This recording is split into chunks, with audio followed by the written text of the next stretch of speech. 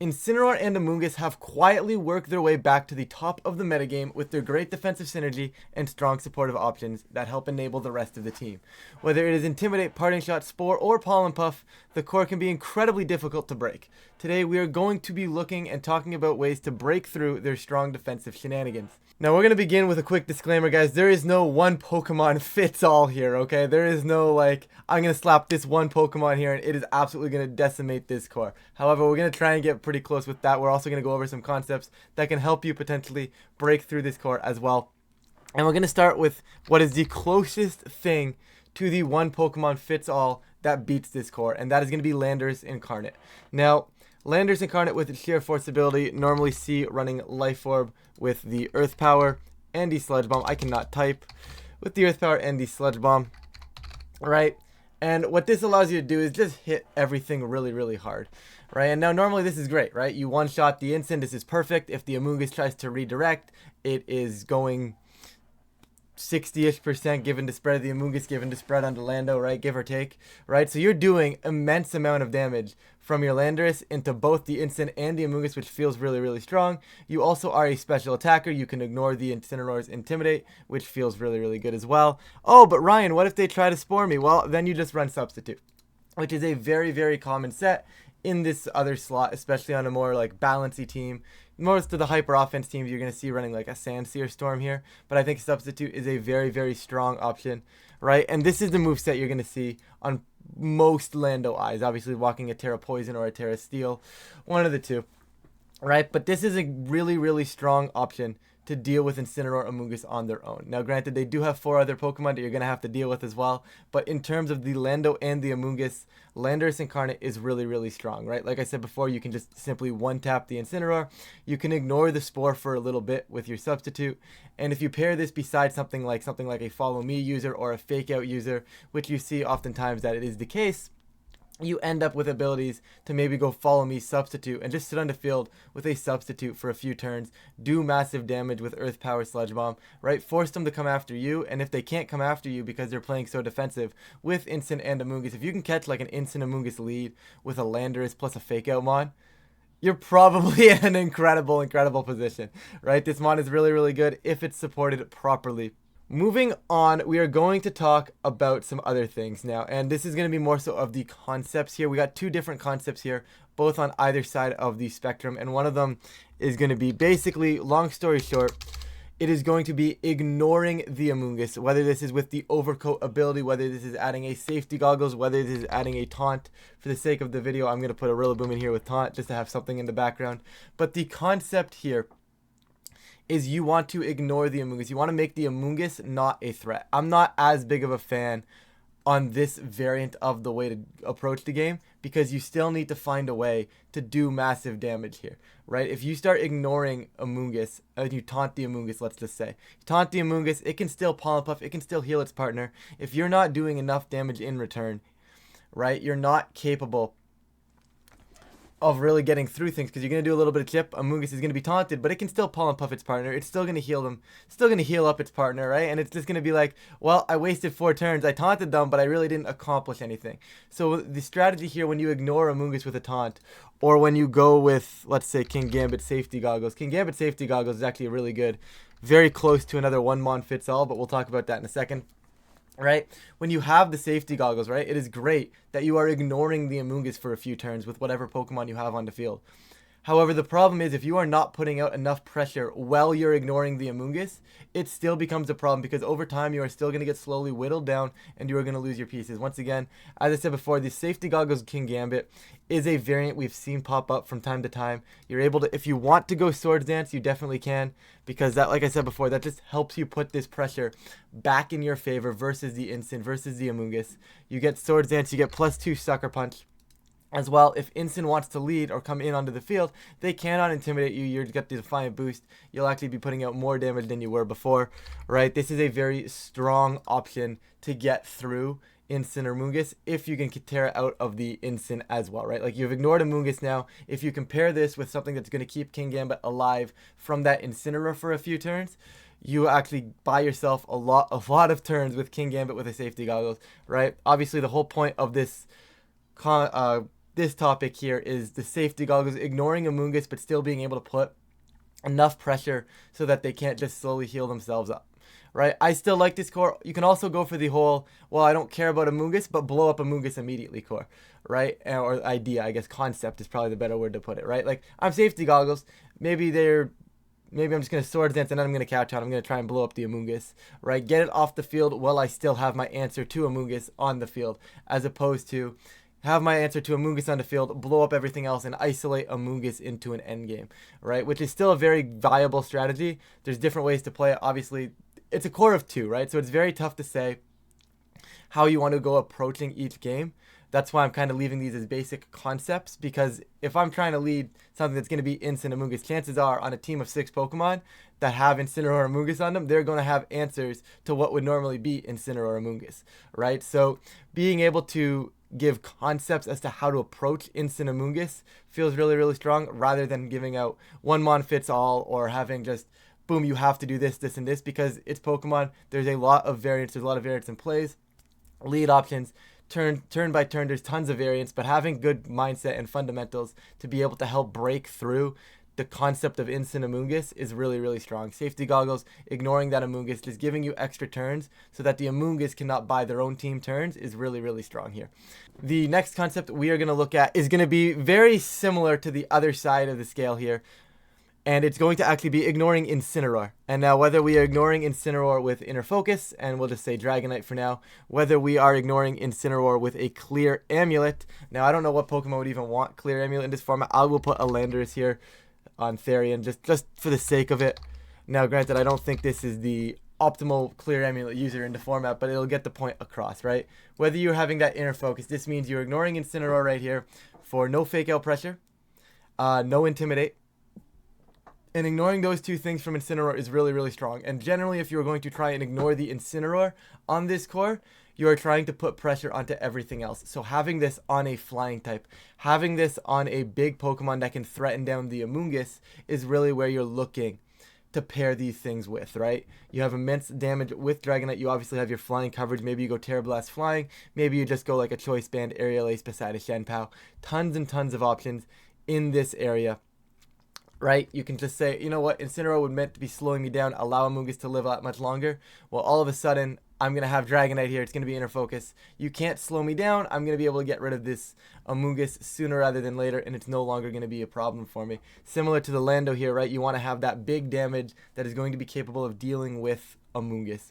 My brain just automatically flickers to the flying types when I say I'm trying to kill Amoonguss, right? Flying is a very good typing to do so.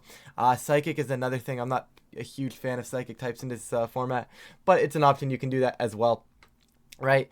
And you just run, maybe on Landorus you'd need to go Terra Flying, Terra Blast, right? But the fact of the matter, not being able to get intimidated and just being able to blow up whatever you try to blow up is really, really good into that core, because that Incineroar Amoonguss thrives on being able to slow teams down and buy the rest of their team turns by allowing them to not slow things down, whether they can't Spore, whether they can't redirect, or whether they can't Intimidate or Parting Shot, in this case because the Clear Amulet as well, right? It is insanely, it is buying you turns where they would normally try to buy themselves turns, and that is swinging momentum back into your favor. And it was really, really strong because it just breaks their whole, I'm just going to cycle you down. If they can no longer cycle you down, you put on immense amount of pressure, and it is really, really strong as well. Other options here are stuff like Tornadus is really, really strong. Spread, Bleak Wind Storm, really, really good. You do not care about redirection at that point. You do not care about Intimidate. Feels really, really strong. But there's tons of options in order to approach this, right? You have to do it. It's that fine line between, do I ignore Amoonguss? Do I ignore Incin? Do I kind of try to ignore both? Where do I put the pressure on? Where do I not put the pressure on? It's walking that fine line, and there are tons of options to go about that, and that's what we're addressing here. Moving on, guys. You guys are going to hate me for this one. You guys are going to hate me for this one. But if you can't beat them, join them. If you can't beat them, join them. Incineroar Amoonguss, surprisingly enough, does a very good job of helping deal with Incineroar Amoonguss.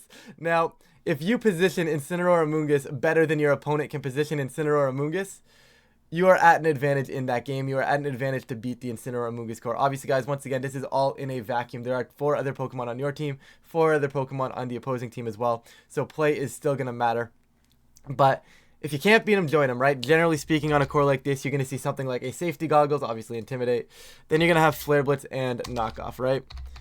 And I think if you're running Incineroar Amoonguss, you highly value Knockoff because it's one of those ones that counters what I was saying earlier. Maybe you're countering the Clear Amulet by knocking it off. Maybe you're countering the Safety Goggles by going Knockoff into Spore, into a slot that would normally be immune to the Spore because of a Safety Goggles, right? So I think if you're running Amoonguss, you really, really love to have the move Knockoff on this team. It's a strong move on Incineroar anyways, but I think on this core, you would really, really want it, right? And once again, this is just going to be, you're basically committing to a position-based game if you are saying, I'm going to use Incineroar Amoonguss to help cycle down Incineroar Amoonguss, right? You are going to have to be playing, you're going to have to getting reads right because it's going to be a very defensive game, right? There'll be endless switching options because you're probably going to pair this with a water type as well. Fire, water, grass core versus fire, water, grass core. You're just going to cycle in and out, right? There's going to be a lot of cycling. You're going to have to make some calls here or there. You're going to have to maybe go knock off Spore into something. Sleep turns are going to become a thing. But if you can't beat them,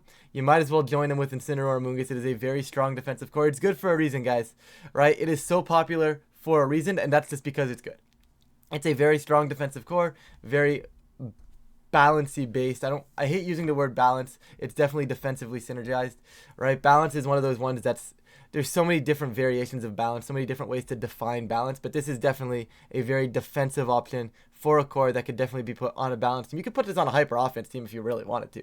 I wouldn't recommend it, but you definitely could, right? You definitely could throw this on a hyper offense team. Guys, at the end of the day, it is a very slow archetype to play. Amoonguss is very, very slow, right? If you can blow them up before they're capable of doing anything, that is really, really strong for you. When I say blow them up, I'm not saying use super effective moves. I am saying use big damage moves that are just going to blow up pretty much anything on opponent's team, right? If you try to run hyper offense into this, you can potentially, if you are able to get the KOs, you can run through Amoonguss, right? Well, granted, it's not always that easy. Lando Eye is also a big part of this on a more aggressive variant of Lando Eye. You also have stuff like Regidrago that just does big damage to both with a massive dragon energy, right? Just Dragon Fang, Dragon Energy, right? You're just doing so much damage, right? With this one piece right here, right? And at that point, you've got them both down to 75 to 25% in one turn, let's just say.